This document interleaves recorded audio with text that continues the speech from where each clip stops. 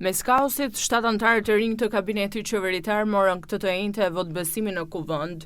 Teksa nisi votimi për ndryshimet në qeveri, opozita bllokoi foltore, ndërsa socialistët shoqëronin çdo votim me duar trokitje. Për Albana Koçiun, zëvendës kryeministre, Toni Gogun, ministër të drejtësisë, Besfort Lamallarin të brendshëm, Eriona Ismailin, ministre shteti për parlamentin, Ferit Hoxhën, kryediplomatin e ri, Ermal Nufi të mbrojtja, si dhe për Enea Karakaçin që zëvendëson Belinda Ballukun të infrastruktura dhe energjia. Votës së socialistëve ju bashkuan edhe kartonat jeshil të deputetëve Partisë Social-Demokratike.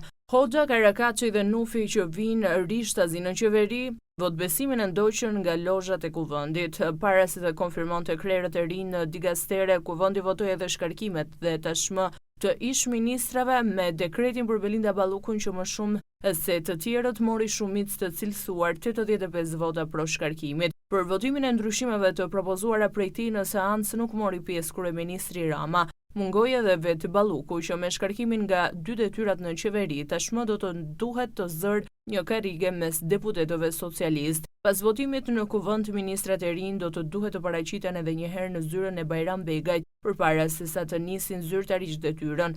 Betimi në kushtetutë është hapi i fundit, procedura që i jep dritën jeshile ministrave që të hyjnë në zyrë.